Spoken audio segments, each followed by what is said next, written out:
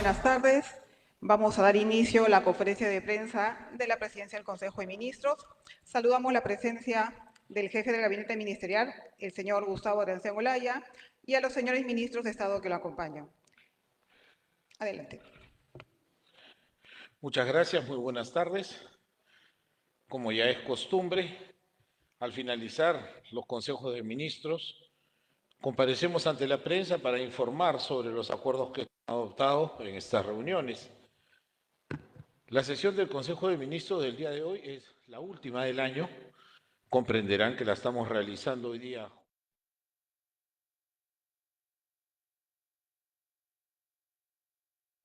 La primera del año 2025 la vamos a realizar también el día jueves 2 de enero, porque el miércoles 1 de enero es feriado. En ese sentido, yo no hago sino reiterar mi agradecimiento por su concurrencia a esta conferencia de prensa y informarles que en el Consejo de Ministros hemos visto y hemos evaluado diversas normas tratando temas de importancia nacional en todos los casos. Por ejemplo, hemos visto el proyecto de decreto de urgencia que aprueba medidas extraordinarias para la adquisición de áreas necesarias en el corredor vial Apurímac-Cusco. A este respecto se trabajó el tema, pero se tomó la decisión de ampliar en la presentación de informes a efectos de poder objetivamente tomar una decisión los ministros. Por otro lado, también se presentó un decreto supremo sobre el régimen de aporte de los organismos reguladores, concretamente en el aporte que le corresponde a Opsitel. Al respecto se han pedido también unos informes adicionales, con lo cual ya quedaría listo para su posterior aprobación. Se presentó un proyecto de decreto supremo que prorroga el estado de emergencia en el corredor vial sur, Apurímac, Cusco y Arequipa, presentado por el Ministerio del Interior. También fue objeto de aprobación.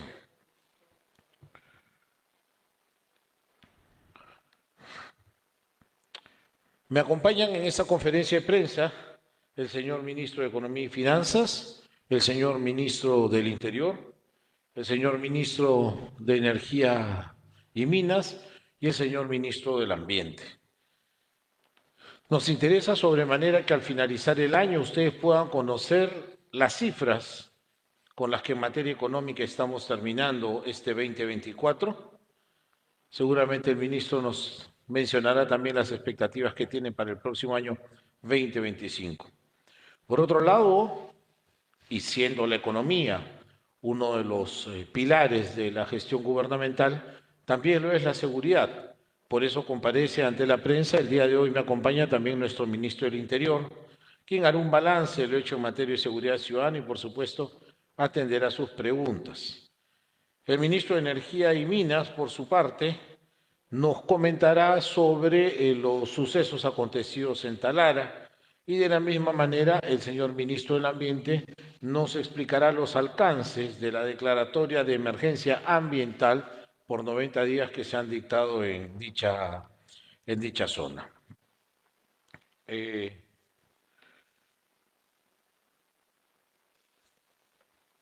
Yo sin más voy a dar el uso de la palabra a los ministros que nos acompañan, empezando por el señor ministro de Economía y Finanzas. Señor ministro, tiene usted el uso de la palabra. Muchísimas gracias, Premier. Un saludo cordial para todos los periodistas y para todos sus oyentes y lectores, obviamente. Para mí es un gran gusto, en verdad, anunciar que en este 2024 los números macroeconómicos nos han acompañado y nos han acompañado de una manera bastante generosa. 2023, ustedes recordarán, a esta misma fecha estábamos contando con un periodo de recesión, estábamos con 0.6% abajo del PBI, es decir, como les comenté la vez pasada, en vez de que el PBI creciera, se estaba achicando.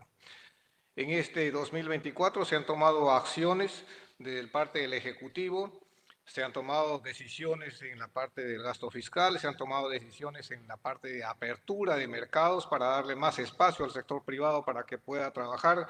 Se le ha dado la confianza al sector privado en el sentido de que la estabilidad macroeconómica, la estabilidad jurídica y la estabilidad legal es muy importante para ellos. Se ha reducido los riesgos del país, se ha trabajado para que con las diferentes calificadoras nos mejoren los grados de calificación que teníamos. En muchos de ellos hemos pasado de una perspectiva negativa a una perspectiva estable con la esperanza de que tengamos una perspectiva positiva. Pero vayamos a los números. En este 2024, el PBI, nuestra proyección es que al fin de año estemos creciendo con 3.2% y con una perspectiva positiva, puede ser un poco más. Los sectores que más han crecido, evidente, son pesca, transportes y comunicaciones, construcción, otros servicios, pero el único sector que no ha crecido y que más bien ha decrecido es el sector financiero y seguros. Este sector ha decrecido 2%. ¿Y cuál es la explicación? La explicación es muy sencilla. Tenemos una tasa de interés real muy alta, la más alta desde hace más de 20 años, y la mantenemos todavía desde desde el 2022, 2023, la estamos manteniendo esta tasa de interés real, y eso está pasando factura. Si a eso se le suma un 2023 que no ha sido nada bueno, evidentemente en el 2024 vemos todavía un sector que se está recuperando. Y esperemos que esta recuperación continúe en los próximos meses. Perú, de acuerdo a Latin Focus, lidera el crecimiento en Latinoamérica. Perú está con 3.2 y algunos decimales arriba, pero vayamos con los números de otros países. Brasil está con 3, Chile está con 2.3, Colombia con 1.7, México con 1.5, Bolivia con 1.3, Ecuador con 0.2 y Argentina, que es una realidad aparte, con menos 3.4, ¿no? En inversión, ¿qué es lo que ha liderado este crecimiento en el Perú? En primer lugar, yo diría la inversión privada. La inversión privada ha crecido alrededor de 2.6%. Y en segundo lugar, diría yo la inversión pública, que ha sido el gran motor, que a la fecha, 25 de diciembre del 2024, tenemos una cifra de ejecución de inversiones de 53.500 millones de soles de inversión pública total, ¿no? Y evidentemente ahí se ha potenciado con diferentes otros sectores que se ha ido empujando, por ejemplo, obras por impuestos, que hoy más que nunca ha crecido alrededor de, el nuevo nivel es alrededor de 3.000 millones. Las APPs, con Proinversión hemos triplicado en números lo que se ha obtenido en el año 2023. Hemos llegado a cerca de 9.000 millones de dólares en adjudicaciones. Tenemos ahí grandes proyectos, por ejemplo, el proyecto de bandas AWS3, tenemos el proyecto el anillo periférico, tenemos ampliación de Bayobar, y entre otros proyectos grandes que hemos sacado. Bueno, y antes que me olvide, también tenemos, de repente en el monto no es muy grande, como 400, 500 millones de dólares, es el Tren Macho, ¿no? Es el tren que une Huancayo con Huancavelica, ¿no? Y que en verdad le va a dar un espacio, un corredor de salida a todos los amigos de Huancavelica. En lo que es deuda pública, Perú ha totalizado con un 32.6%, que es también bajísima en comparación con la región. Y les voy a dar algunos números. Brasil tiene 87.6%, Uruguay 61.9% del PBI, Costa Rica 61% del PBI, Colombia 58% del PBI, México 55.6% del PBI, Panamá 54.1% del PBI, Paraguay 41.9%, Chile 41.2% y Perú tiene 32%. Este es el instrumento que se utiliza para sacar al país de la recesión y prender el motor del crecimiento. En déficit fiscal, que es un número que muchos colegas lo mencionan.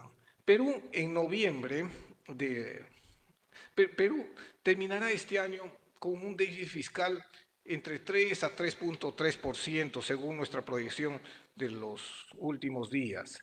Pero si nosotros vemos además cómo estamos en el contexto latinoamericano, porque para decir es alto o bajo hay que mirar cómo estamos en el vecindario, ¿no? Ahí tenemos, por ejemplo, Brasil está con 9.5% de déficit fiscal a octubre. Todos estos números yo les voy a ir dando los meses. Panamá, 7.9% del PBI, esta es una cifra también de octubre. Colombia, al mes de agosto, 7.3%. México, 4.1%. Paraguay, 3.8%. Costa Rica, 3.8%. Chile, 3.7%. Y Uruguay, 3.1%. A diferencia de estos países, ninguno de ellos, a diferencia de Perú, ninguno de estos países estuvo en recesión en el año 2023. Riesgo país. Perú es el país que menos riesgo tiene después de Chile en toda Latinoamérica. Chile tiene el riesgo país de 125 puntos básicos. Perú está alrededor de 159 puntos básicos. Y después, ¿quiénes nos siguen? Brasil, 209, Colombia, 309, México, 319. En verdad, Perú es un país con muchísima fortaleza macroeconómica. Reservas internacionales. Perú, al 24 de diciembre tenía 83.052 millones de dólares de reservas internacionales, equivalente al 29% del PBI, que es más o menos el doble de lo que tienen nuestros vecinos. Miren ustedes, Brasil 15.6%, Colombia 17.3%, Chile 13.4%, México 12.7%.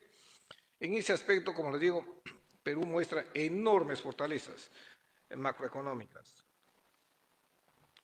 En lo que es inflación, Perú a noviembre tiene una inflación acumulada de 2.3%, ¿no? Estamos en el rango ahí que es entre 1 y 3%. Si nuevamente queremos compararnos con los vecinos, Chile 4.2, Brasil 4.9, Colombia 5.2, México 4.6%.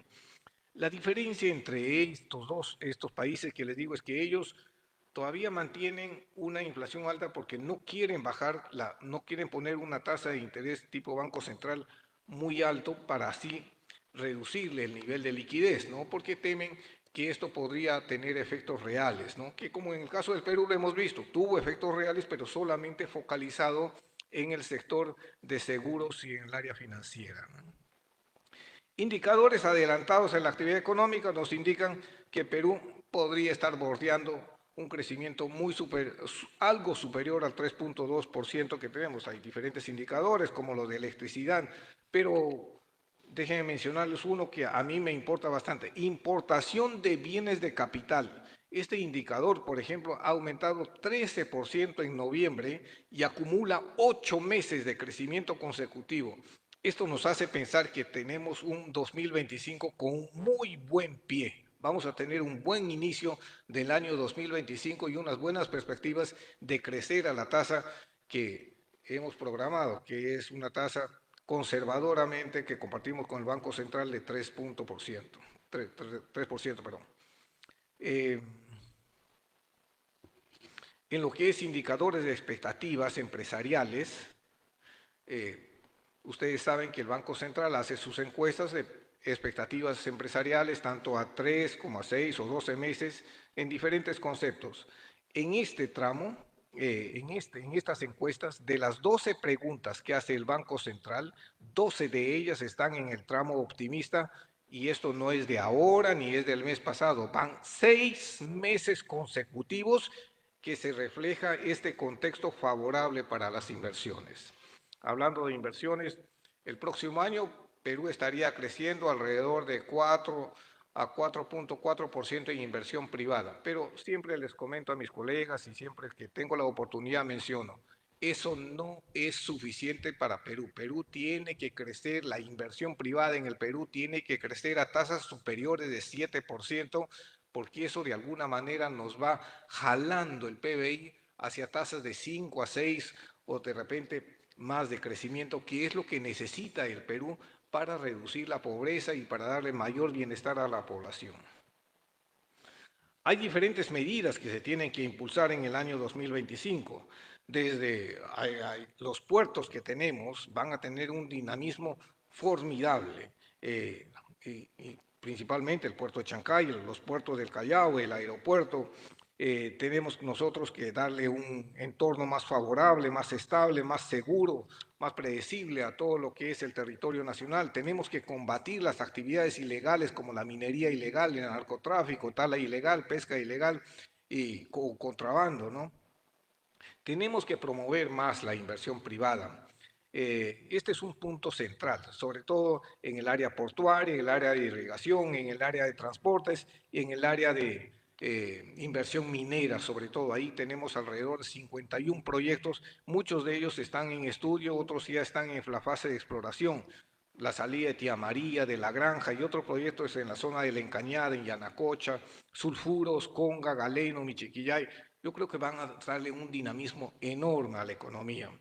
Queremos impulsar proyectos de APP para una mayor adjudicación. Tenemos una cartera de proyectos en activos para el periodo 2025-2026 con una meta de adjudicación de 72 proyectos por más de 17.000 millones. Tenemos que avanzar en esto. Y hay otros proyectos que todavía están en cartera y están viniendo como encargo desde el Ministerio de Transportes y Comunicaciones.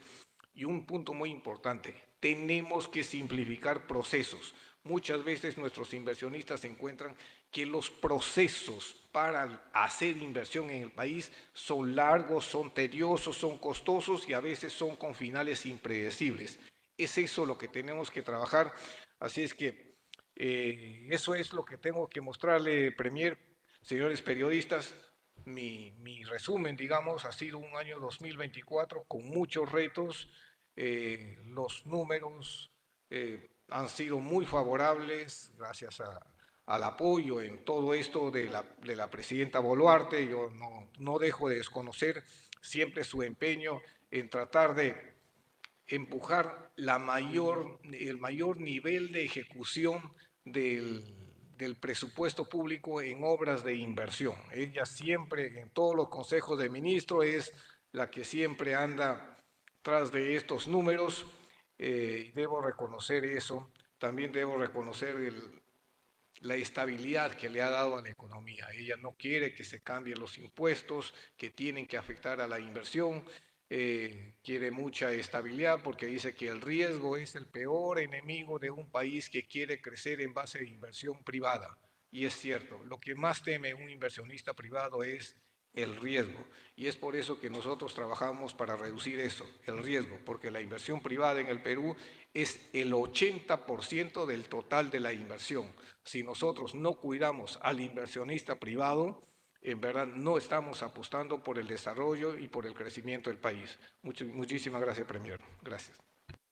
Muchas gracias a usted, ministro. Sin duda, las cifras que nos ofrece el cierre del año en materia económica son sumamente importantes.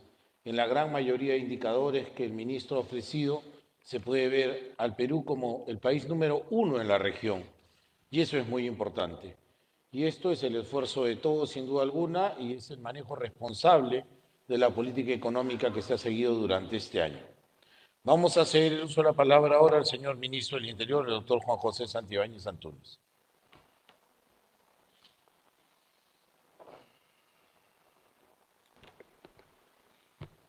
Muy buenas tardes, señores periodistas. Muy buenas tardes con todos los televidentes. Efectivamente, estamos frente al último Consejo de Ministros del año y existen varias cuestiones que desde el sector interior es importante que se comenten. En lo que respecta justamente a los últimos operativos y a los últimos acontecimientos de lucha contra la delincuencia que el Ministerio del Interior ha estado ejecutando, como recordarán, han sido inicialmente 14 distritos declarados en emergencia, a los cuales se sumaron posteriormente el Distrito de la Victoria y el Distrito del Callao.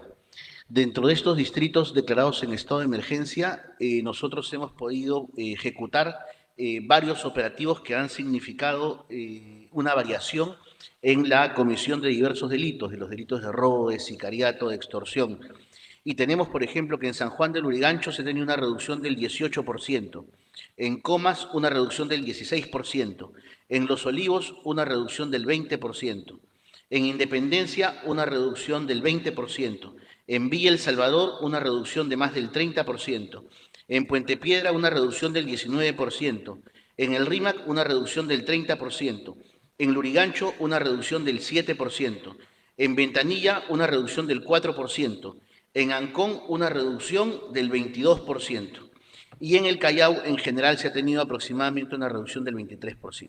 Es cierto que existen distritos como Ate, Caraballo y Santa Rosa que estamos nosotros procurando ejecutar mayores acciones para poder contrarrestar en este caso los problemas vinculados a los delitos de extorsión que se están presentando esencialmente con las empresas de transporte.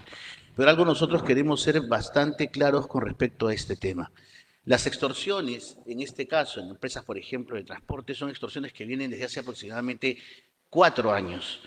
Esta modalidad delictiva se instaló desde el 2021 y nosotros hoy por hoy estamos dándole una lucha frontal contra la extorsión, estamos dándole una lucha frontal contra la delincuencia, se ha logrado la captura de importantes organizaciones criminales. Hemos identificado igualmente otras organizaciones que en este momento estarían generando un caos esencialmente en 3 líneas de transportes, conforme le han informado diversos medios de comunicación, y sobre los cuales ya en este momento la Policía Nacional ya está efectuando operaciones policiales para la identificación y detención de estas organizaciones criminales, que esencialmente cuando se capturan a los delincuentes lo que hacen es reestructurarse, como las empresas delictivas, en donde, por ejemplo, la Policía Nacional, en el caso de la organización Los Mexicanos, logra la captura de uno de los líderes mexicanos, sumado a ello con 12 integrantes de la organización, y se reestructura para seguir delinquiendo. Frente a ello, la Policía Nacional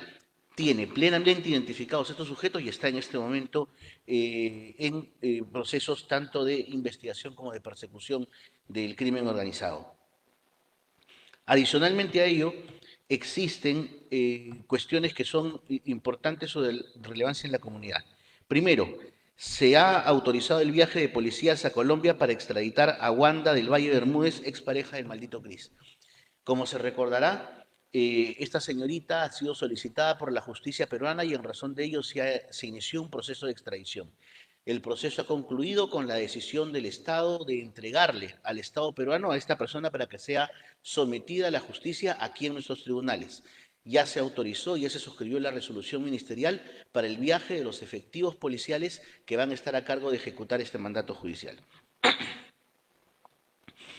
En cuanto al tema de drogas, de la lucha contra las drogas. Con respecto al tema de las luchas contra las drogas, debo informar, y como ya se ha puesto en conocimiento el Consejo de Ministros, que el Perú, que la Policía Nacional, a través del programa CORA, de la DINANDRO, del trabajo coordinado con la Policía Nacional de Colombia y con la Policía Nacional de Brasil, hemos superado largamente la meta que se había establecido para todo lo que es incautación de droga, destrucción de pistas de aterrizaje, así como también del programa CORA, que es el programa de plantaciones de hoja de coca.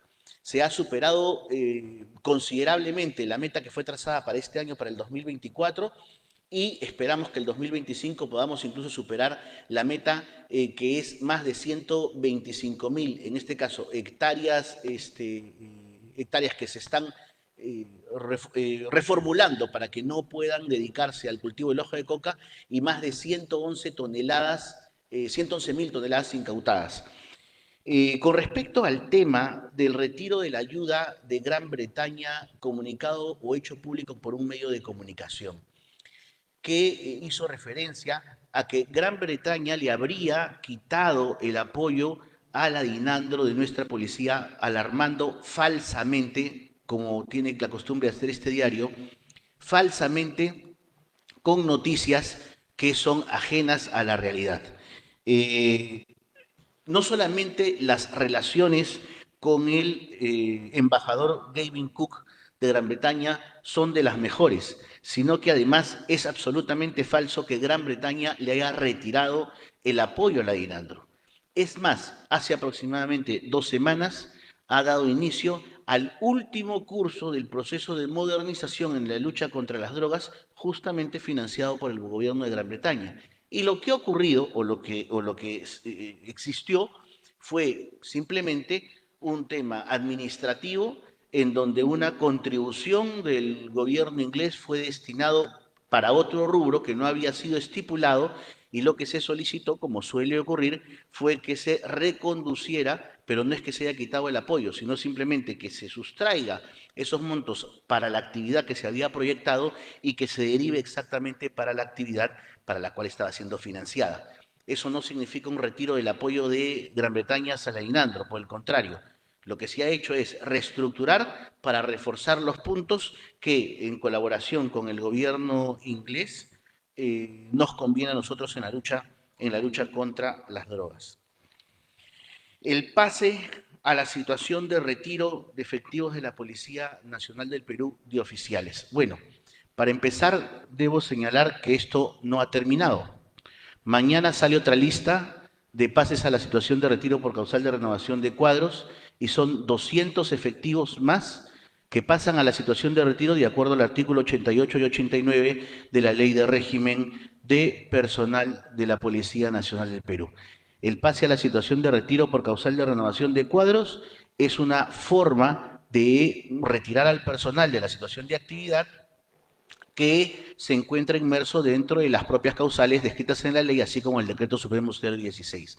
Por otro lado, debo referir que el pase a la situación de retiro por causal de renovación de cuadros está expresamente reconocido por el Tribunal Constitucional a través de un precedente que es el 090 del año 2004, el caso Calegari, y también el precedente 533 del año 2020. Una sentencia, si la quieren leer, de más de 70 páginas, que establece que la causal de renovación de cuadros es una causal absolutamente permitida por la ley, es una causal objetiva y que por el contrario cualquier oficial que pudiera ver o que pudiera sentir que pudiera existir alguna perturbación a su proyecto de vida puede recurrir a los tribunales a través de un proceso contencioso administrativo. Igual esa sentencia hace referencia a las cuestiones de los mandatos judiciales de ascensos y otros más. Entonces, como les repito, fueron pasados a la situación de retiro 391 oficiales, mañana pasan 200 más.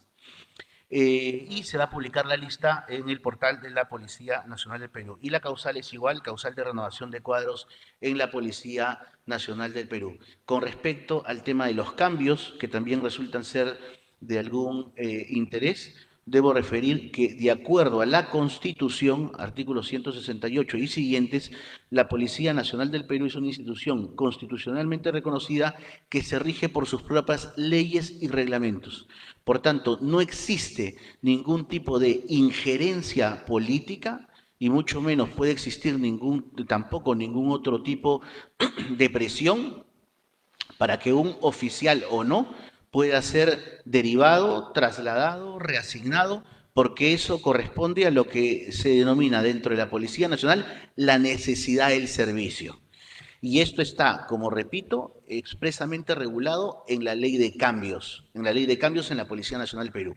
Lo que pasa es que muchos se están quejando porque este año nosotros hemos terminado con el tarjetazo. ¿Qué cosa era el tarjetazo? El tarjetazo no era otra cosa de que llegaban los cambios y venían los oficiales con sus recomendaciones a dónde se querían ir. Y al final no se respetaba la antigüedad, no se respetaba la jerarquía, no se respetaba la prelación, no se respetaba la especialidad, no se respetaba nada. Y al final cada oficial iba donde mejor podía acomodarse. Eso se terminó. Los cambios conforme los ha estructurado el Comando de la Policía Nacional del Perú se han hecho de acuerdo a la jerarquía, a la antigüedad, a la preeminencia y al grado. Son factores absolutamente objetivos que han sido utilizados para promover, en este caso, los cambios de personal que, como reitero, son cambios derivados a la especialidad y que se encuentran debidamente fundamentados en el marco jurídico. Además, el Policía Nacional, de acuerdo al juramento que hace al momento de graduarse en la escuela, es un profesional que tiene que cumplir las órdenes de ser derivado de cumplir las funciones donde sea enviado. Aquí no pueden existir policías con corona. Nosotros hemos detectado justamente en esta gestión que, por ejemplo, existen efectivos policiales que los últimos 16 años han sido ayudantes. Entonces, ayudantes de oficiales, ya sea generales o de ministros o de congresistas. 16 años como ayudantes. Ahí, ¿por qué no se dice nada? ¿O por qué eso no causa alarma? ¿Por qué no causa alarma que un oficial esté 16 años de ayudante de un funcionario público? Entonces, esas cuestiones han sido identificadas, como reitero, en esta oportunidad y en razón de los criterios objetivos establecidos por el Comando Institucional es que los cambios en la Policía Nacional se han generado. Finalmente, una cuestión que tengo que informar es que en la Policía Nacional estamos proyectando ya la sustentación del proceso de asimilación de 1000 choferes. De esta manera, los choferes estarán destinados única y exclusivamente a la conducción del patrullaje y podremos obtener 1000 efectivos policiales más en las calles que van a poder, en este caso, fortalecer la seguridad ciudadana y los planes operativos que estamos desarrollando en los diversos puntos del país. Muchas gracias. Muchas gracias, ministro. Como lo dijimos cuando nos hemos referido a las cifras económicas, en este caso, las cifras en materia de seguridad ciudadana también no son beneficiosas y no dicho por el ministro del Interior, sino además reconocido por todos los alcaldes que están comprendidos dentro de la norma declaratoria de estado de emergencia. En promedio, las ocasiones criminales han disminuido significativamente y progresivamente confiamos en que la percepción ciudadana de esta disminución de la criminalidad se va a ir haciendo mucho más presente. Vamos a dar el uso de la palabra ahora al señor ministro de Energía y Minas. Adelante, Jorge Luis. Gracias, señor Premier. Buenas tardes con todos los presentes. Como todos saben, ha habido un derrame de petróleo en el terminal de la refinería de Talara y sobre eso quiero dirigirme e informar. Este evento comenzó a las 11:28 de la noche del 20 de diciembre, cuando se detectó una iridiscencia atípica en la superficie del mar. Siendo de noche, fue detectado. Lo que quiero resaltar es que la reacción de Petroperú y las coordinaciones interinstitucionales se lograron rápidamente y de una manera eficaz. Lo especifico para que se entienda. Una vez identificado el hecho, el derrame propiamente dicho, a la hora, 1 hora después, la tubería de conducción de crudos y residuales que conducía esta carga a un buque estaba cerrada y libre de material, de combustible. 1 hora después de iniciado el hecho, la tubería ya estaba limpia, es decir, sin crudo en el ducto.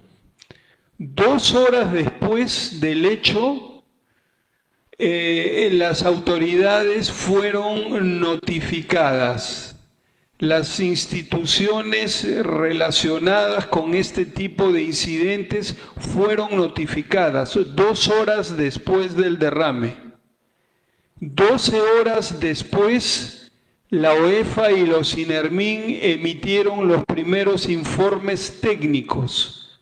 26 horas después fue identificada la avería y se inició la reparación. Y 30 horas después comenzaron a desplegarse las cuadrillas para la limpieza y recuperación de la playa Las Capullanas y el mar adyacente.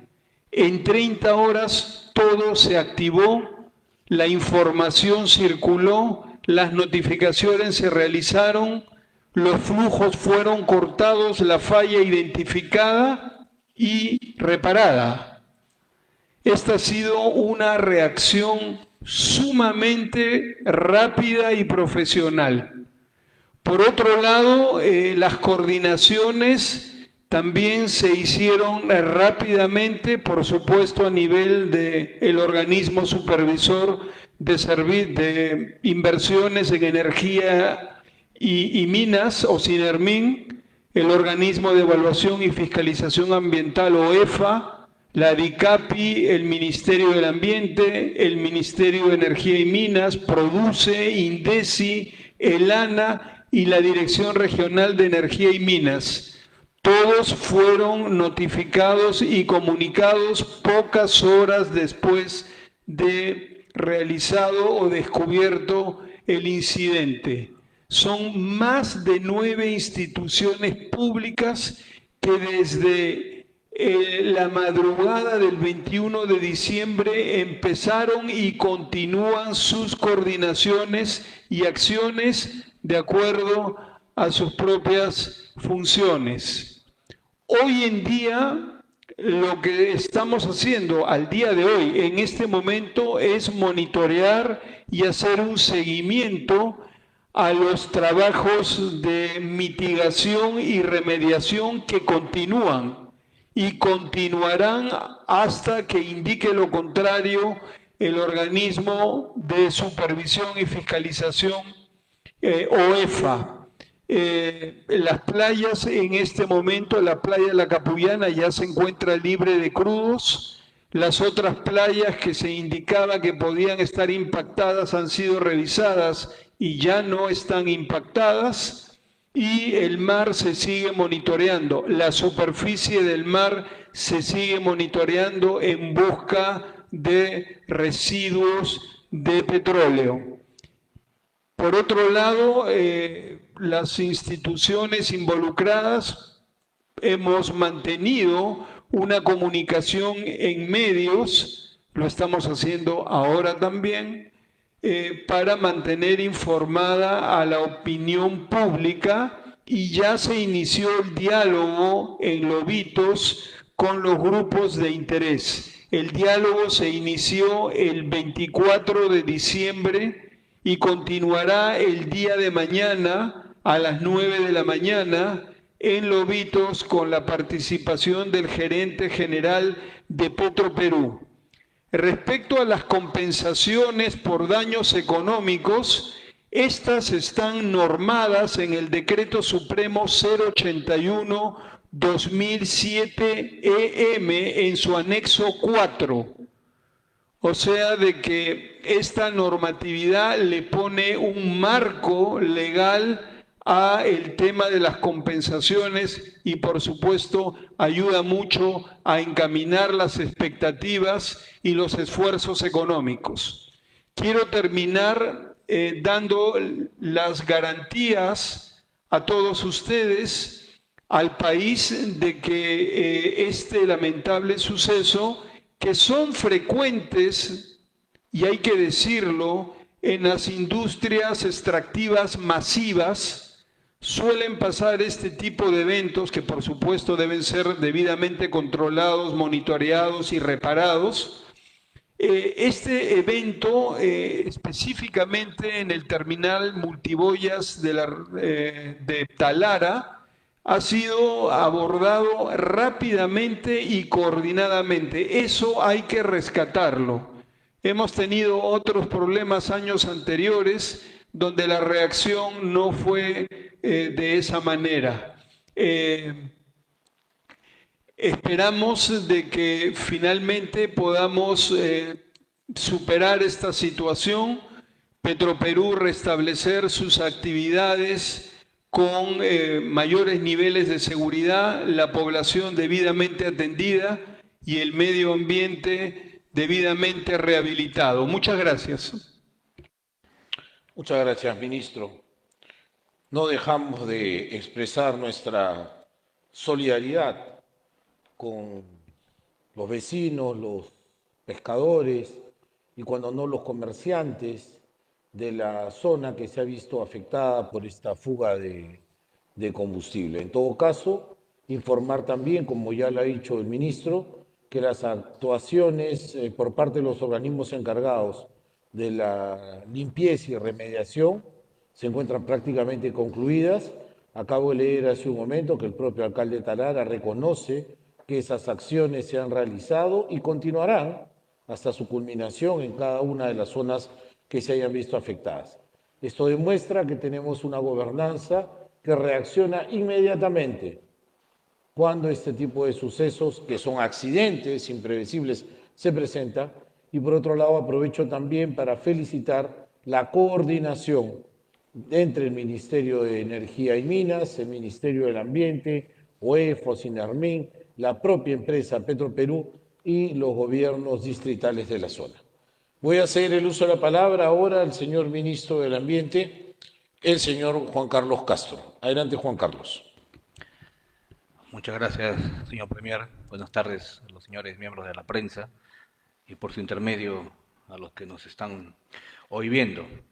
Solo comenzar a informarles quiero añadir a lo ya expuesto por el señor Ministro de Energía y Minas, que con respecto al derrame de petróleo ocurrido el día 20 de diciembre en la terminal multiboyas de la refinería de Talara, el Ejecutivo, en su conjunto, ha respondido de manera inmediata con sus órganos supervisores, como es el día 21, estuvo ya en Talara el OEFA, o SINERMIN, y el día 22 estuvieron las demás entidades, CERFOR, ANA, etc. Entonces, aquí un poco aclarar algunas noticias de algunos medios y algunas entrevistados que habían manifestado que no se había notado la presencia del Estado. El Ejecutivo ha estado desde el primer momento. Dicho esto, el OEFA, como entidad supervisora del Ministerio del Ambiente en materia ambiental, ha interpuesto, después de una evaluación y supervisión en campo y con sobrevuelos, ha impuesto a Petroperú 6 medidas administrativas. Estas medidas administrativas tienen como finalidad, uno, conocer la causa y la fuente por lo cual se produjo el derrame. 2, hacer la limpieza de las zonas afectadas. 3, la remediación de las zonas afectadas. Y hacer una debida disposición de esos residuos de hidrocarburos que se están recogiendo de las playas, especialmente de la playa Las Capullanas, que ha sido la más afectada y que hoy, a la intervención de Petroperú, la playa se encuentra limpia, ¿no? Pero hay que hacer los monitoreos posteriores para asegurarnos que la playa ya no presente ningún resto de hidrocarburos.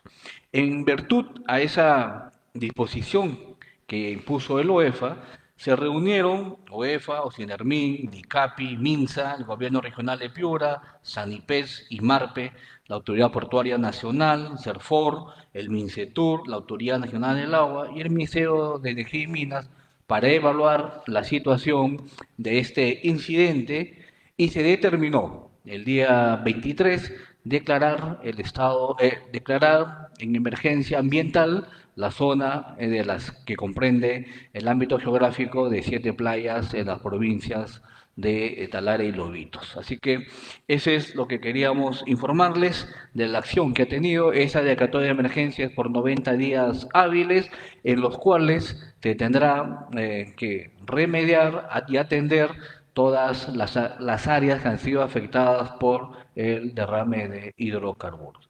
Además, permítanme informarles que, como todos los años, este año 2024 se lleva a cabo la 10ª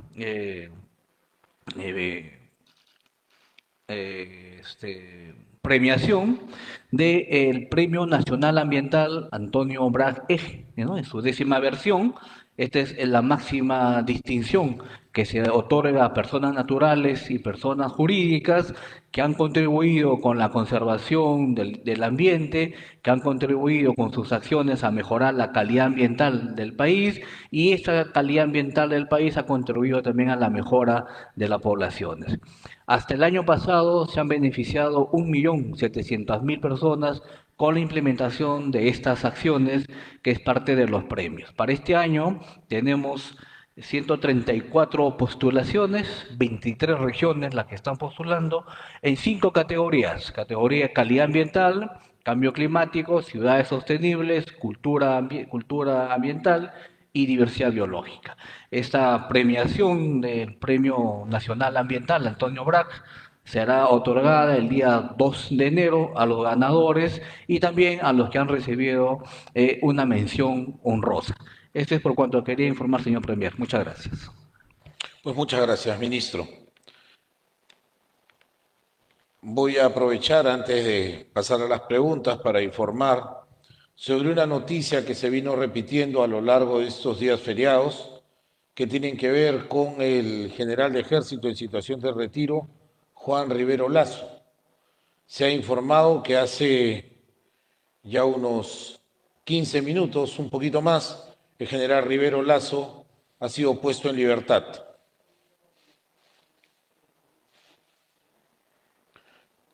Luego de haber superado algunos incidentes de orden administrativo que se habían presentado, como se había indicado hoy, primer día hábil de la semana, se ha concretado la libertad del general Rivero Lasso. Vamos a escuchar las preguntas que tengan a bien formular al que habla o a los señores ministros que me acompañan. Por favor. Vamos a iniciar la rueda de preguntas con Piero Bernabé de Canal N. Ok, gracias. ¿Qué tal? Buenas tardes, señor Andreansen. Bueno, mi pregunta es que, bueno, el Poder Ejecutivo sigue sin tomar una decisión sobre la norma que rectifica la ley que eliminó la detención preliminar en casos de flagrancia. El 16 de diciembre, justamente, la ley fue mandada al Ejecutivo para promulgar u observarla. Si bien es cierto, está dentro del plazo, ¿no consideran que esta ley es de suma importancia? ¿Por qué la demora?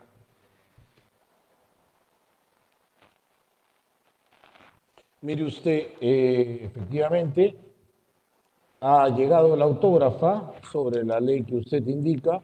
Nosotros nos encontramos dentro de los plazos para promulgarla o observarla. El procedimiento regular es que se pida consulta a todos los sectores concernidos. No hemos recibido aún todas las respuestas y en cuanto las tengamos sistematizaremos aquello y se pondrá a disposición de la presidenta para que se tome la decisión. Siguiente, por favor. Continuamos con RPP.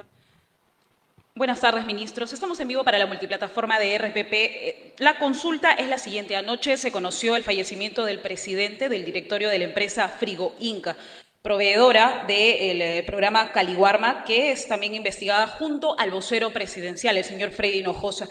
En medio de esta situación, ¿considera que el señor Hinojosa debe seguir en su puesto o cree que esto no afecta a la imagen de la mandataria? Y una siguiente consulta, por favor, al ministro de Economía, señor José Arista. Según el administrador del Club Universitario de Deportes, Gian Ferrari, la SUNAT ya ha decidido retirarlo de su cargo. ¿El ministerio, es decir, su sector o la SUNAT van a comunicar oficialmente esta decisión? Y si es así, ¿cuáles serían las razones? Gracias. A ver, si me permiten, con relación a la primera pregunta, el señor ministro del Interior puede dar respuesta, por favor, sobre el estado de las investigaciones.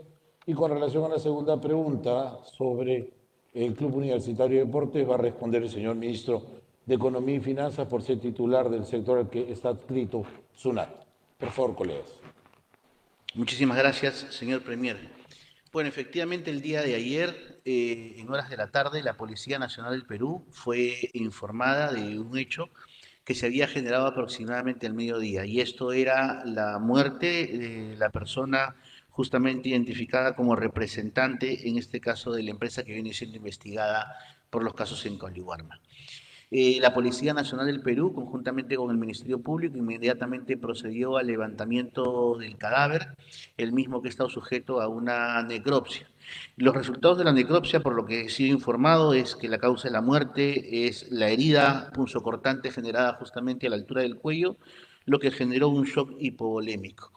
Por informaciones que se tienen también, presumiblemente del abogado, se entiende que esta persona habría dejado una carta en donde, o que estaría dirigida a sus familiares con respecto a determinadas situaciones por las que estaban afrontando. En este momento, el caso se encuentra aún en investigación porque la obtención de la necropsia es el primer paso, justamente para poder determinar, en este caso, cualquier tipo de responsabilidades.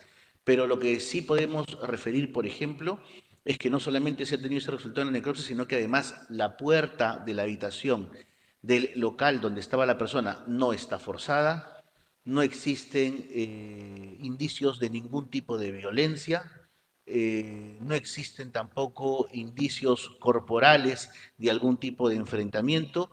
Continuamos con las investigaciones, pero como reitero, al menos los primeros actos de investigación darían presumiblemente entender que estaríamos frente a una autolesión. No quiero adelantarme más porque finalmente la Policía Nacional tiene que concluir con todo este procedimiento, pero esas serían, digamos, las conclusiones iniciales de acuerdo a los hechos tal y como se vienen analizando por parte de la Policía Nacional. Ministro de Economía y Finanzas, por favor. Gracias, Premier. Sí. El administrador universitario, el señor Ferrari, menciona que ha tenido acceso a una información sensible de la SUNAT. O sea, yo no entiendo cómo puede alguien salir a dar por hecho algún trascendido informal que haya recibido, ¿no? Pero hasta donde se sabe, y he consultado con el superintendente de SUNAT, no hay absolutamente nada real detrás de ese trascendido, detrás de ese acceso a información sensible. Así que se quede tranquilo el señor Ferrari y que siga trabajando por el bien de la U. Gracias.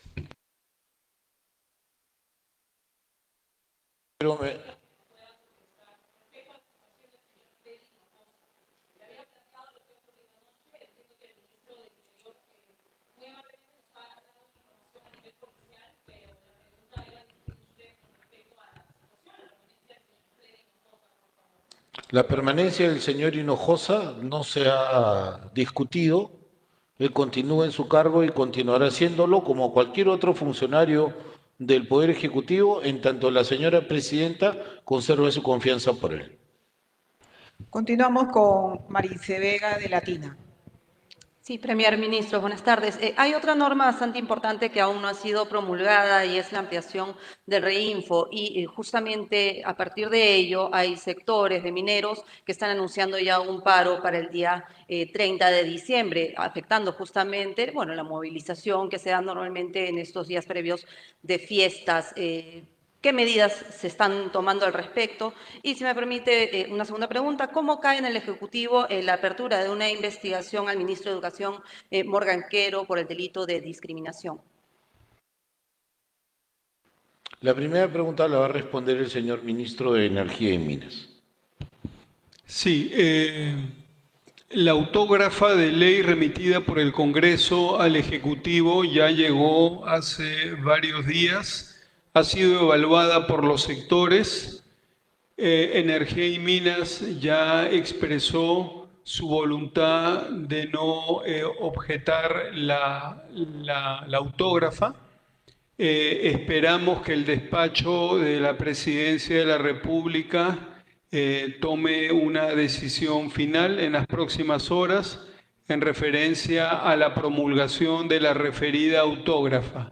Efectivamente, los gremios de la pequeña minería y minería artesanal han expresado su preocupación y están convocando a unas movilizaciones hacia fines de año en previsión a que, digamos, este tema no se decida.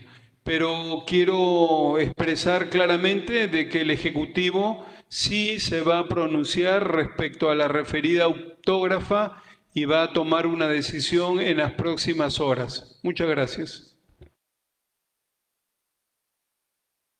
Muchas gracias, ministro. Efectivamente, nosotros esperamos, en este caso tenemos más prisas por los plazos, porque recuerden ustedes que el Reinfo, como está concebido, solamente va a estar vigente hasta el 31 de diciembre. Entonces, allí los tiempos apremian. Hoy día, especialmente en el Consejo de Ministros, se ha solicitado a los ministros concernidos que terminen de evacuar sus informes y sus opiniones a efectos de poder tomar una decisión con prontitud. Y respecto de la denuncia que ha presentado un ciudadano en contra del ministro de Educación, el señor Morgan Quero, por una presunta, la comisión del presunto delito de discriminación, bueno, en principio lo rechazamos.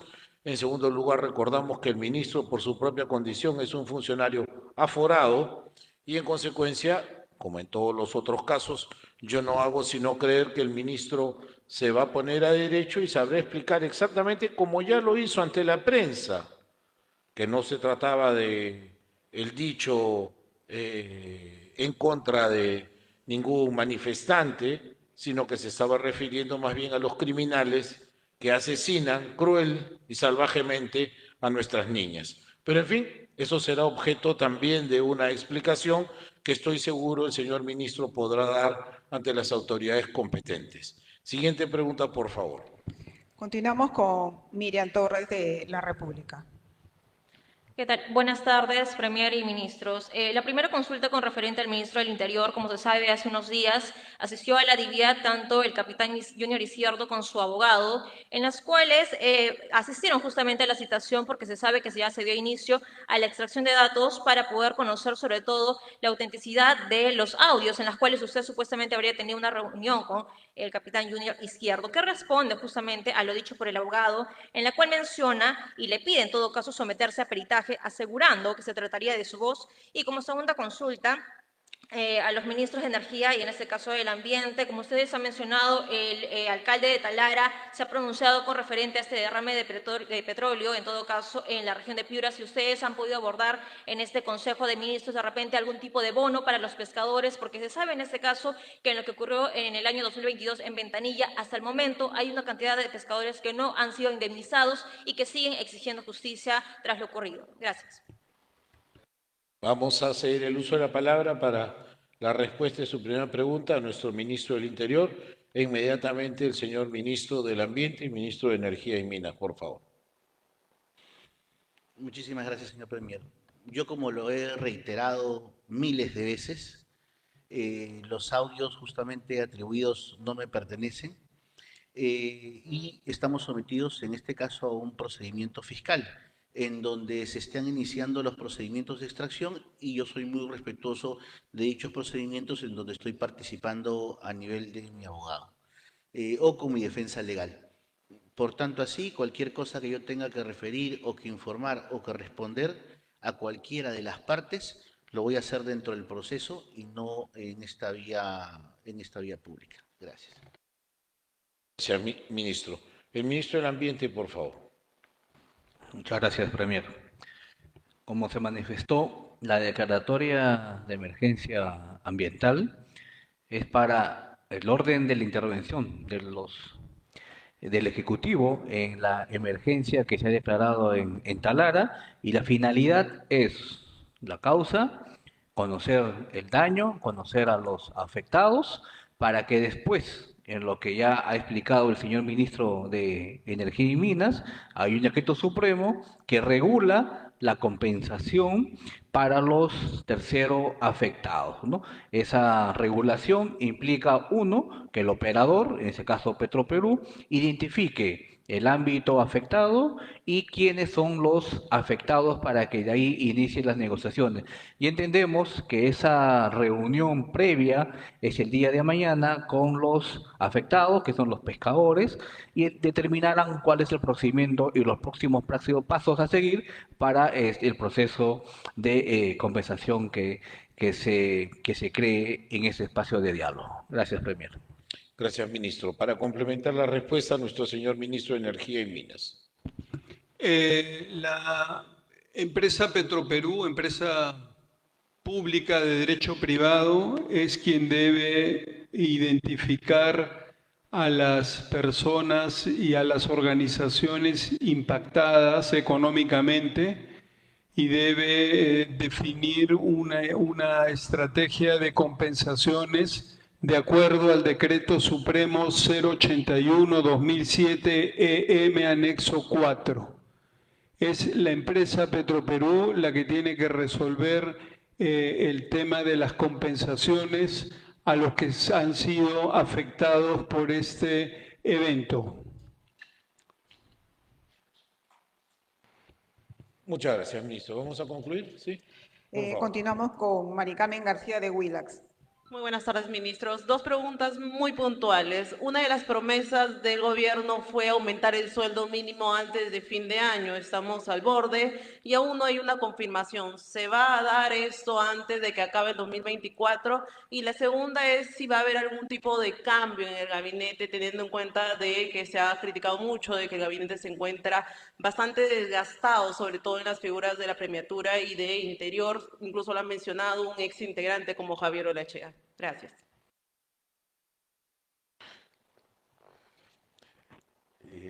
Pueden estar absolutamente seguros que antes de que el año termine, la propia señora Presidenta de la República será quien haga el anuncio de el incremento en la remuneración mínima vital. Esto es un detalle, se están terminando de afinar algunos puntos y la propia señora Presidenta de la República hará este anuncio a la Nación. Y con relación a los cambios ministeriales, sí, pues yo lamento que el año termine con tanto ruido y lamento que tengamos que decepcionar las expectativas de algunos maledicentes que van por allí pensando a lo largo de estos 10 meses que me han renunciado como 20 veces y han cambiado de miembros del gabinete también otras tantas. Pues únicamente decirles que en el Consejo de Ministros del día de hoy, con satisfacción hemos recibido el respaldo y el agradecimiento de la señora Presidenta de la República por el trabajo que venimos haciendo. Y este dicho fue además agradecido por cada uno de nosotros y por supuesto le hemos renovado a la señora Presidenta nuestro compromiso de seguir trabajando por el país con honestidad y con lealtad. Una sola pregunta y terminamos. Gracias. Última pregunta a cargo de Marilena Guayasco de TDP.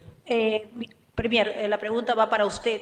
Desde el Ejecutivo, ¿cómo miran esta denuncia de una presunta red de prostitución en el Congreso que inclusive ha traspasado las fronteras? Ya se habla de este tema en varios países como España y otros del mundo. Se han abierto 2 investigaciones paralelas, tanto en el Congreso como en el Ministerio Público. ¿Considera que se debe llegar a esclarecer este hecho hasta las últimas consecuencias?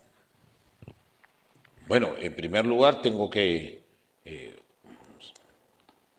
manifestar que he seguido también con el mismo asombro que todos los ciudadanos, los trascendidos, la información de los medios de prensa sobre este hecho. Y yo lo que quiero saludar es la rápida reacción de las autoridades del Congreso de la República para iniciar con prontitud una investigación que se ha indicado, va a ser una investigación exhaustiva. Y por otro lado también felicito que el Ministerio Público haya hecho eco de esta noticia.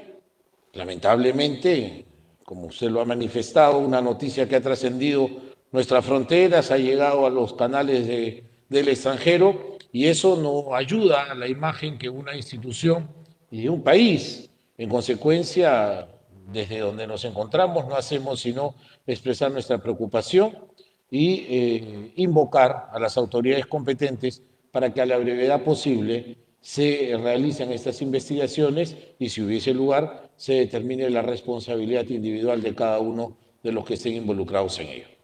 Pues muchísimas gracias, tengan ustedes muy buenas tardes. Ya no nos vemos hasta el próximo año, así que tengan un buen año nuevo y que el año 25 llegue para ustedes y para sus familias lleno de éxito y prosperidad. Muy buenas tardes.